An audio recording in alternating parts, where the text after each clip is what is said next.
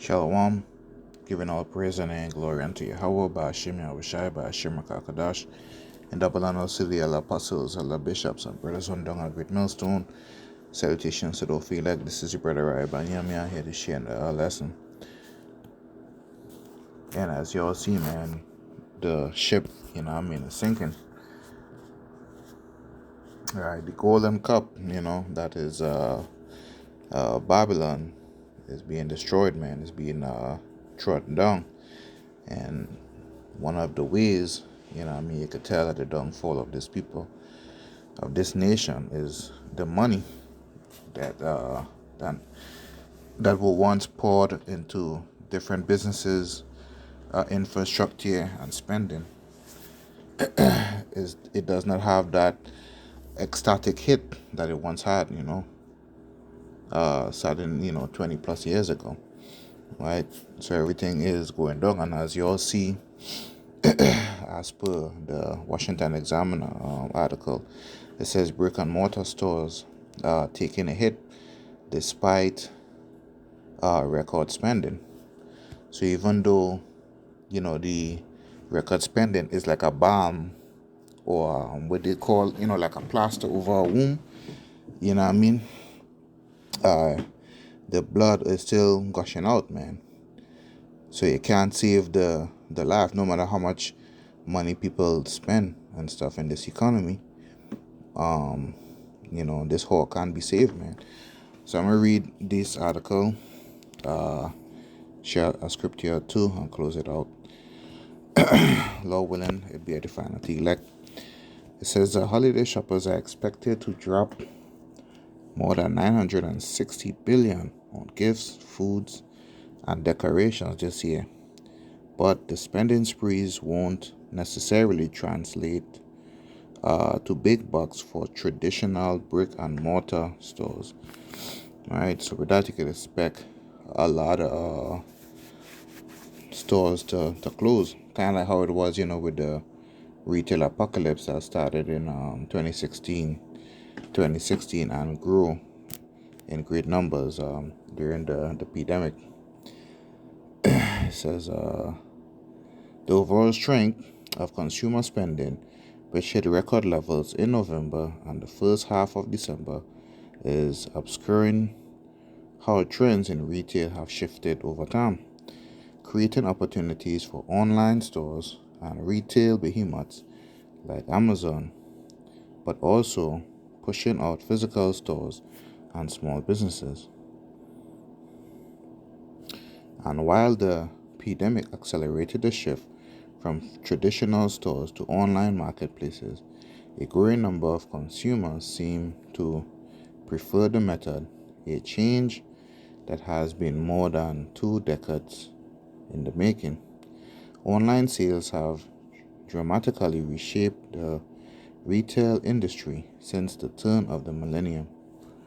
Upgraded Points founder and CEO Alex Miller said in the late 1990s and early 2000s, startups like Amazon and eBay led the charge into e-commerce, and their successes led established retail chains to make online shopping a core component of their businesses.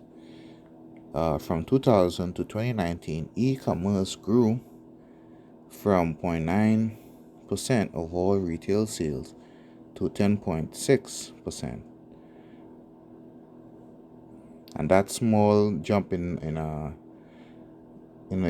might look like a small jump, but that's like billions upon billions of dollars in revenue.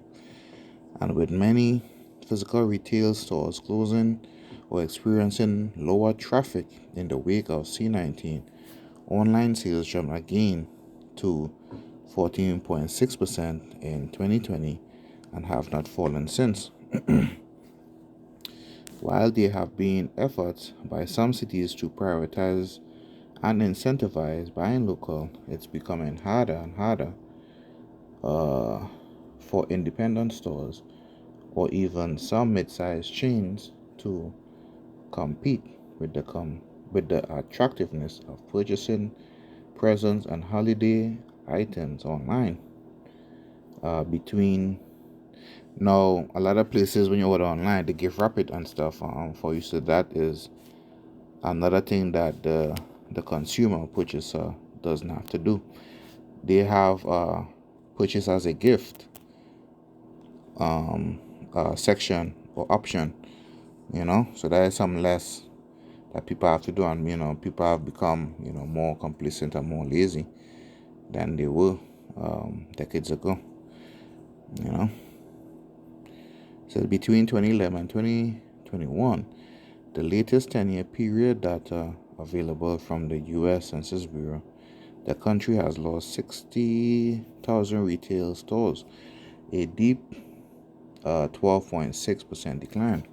According to the upgraded point survey, the largest metro areas seen some of the biggest declines in brick and mortar stores are tech hubs on the West Coast like Silicon Valley, San Jose, negative 23.6%, and San Francisco, negative 19.8%, which had the largest and third largest declines, respectively. Seattle came in second with negative 22.8%, Salt Lake City, negative 19.4%, and Austin, Texas, negative 19.3%, rounded out the top five. It says, however, when it came to sales losing retailers as a whole, Vermont ended up on the top of the loser leaderboard, clocking a 20.8% change.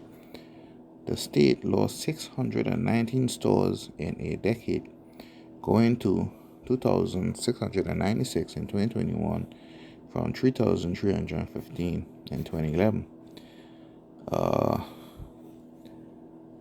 It says Washington State came in second, followed by Arizona, Utah, and Montana. While the extent, now as these stores are closing because of online retail being a huge option, you also have crimes, these snatch and grabs that's going on in a lot of these cities that's actually forcing store closures that would add to that number.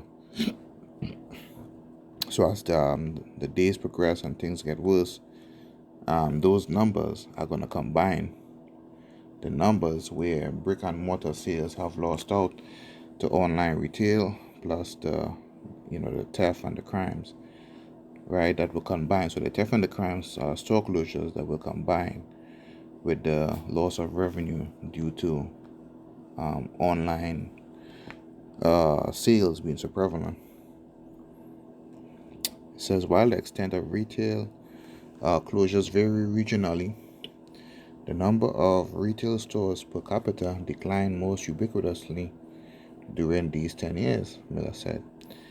Notably, retail locations in the West, Midwest, and prominent technology hubs were generally hit harder, while those in the South have remained slightly more resilient. And that brings us to the end of the article.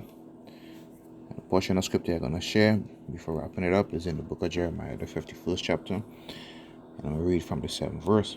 It says, Babylon had been a golden cup in the Lord's hand that made all the earth drunken, and the nations have drunken of her wine, therefore the nations were mad. So this place was once plush, where other nations, they would come and they would do business with the whole, and they would succeed, right? They would bring on their merchandise here and they would sell it and make a great profit. But as this is no longer the case, I believe in my last lesson or two, I had a link or a video of an Asian woman talking about how slow the shipping was and how the ordering was, for her business and other relating businesses, where the Americans did not put through a lot of orders compared to years prior, that made China businesses so rich. You understand? She was not happy about it. She, as a business owner, was not happy about it. You know what I mean? Because they have all bought into, this whole, man. So these other nations are becoming angry, not only because of this, but because of the sanctions and other things that they put in place to hinder the growth of these other places. It says Babylon is suddenly fallen. This is happening now. And destroy all for her. Take bound for her pain, if so she would be healed. So no amount of money injected into this place would bring this whole back to life, man. That says, well, we would have healed Babylon, but she is not healed. Forsake her, and let us go every one into his own country, for her judgment reacheth unto heaven, and is lifted up even to the sky. So nothing that anyone do, no amount of prayers, the Christians and them, they would say to pray for this place that she will get better. No amount of prayers, no amount of money injected, no act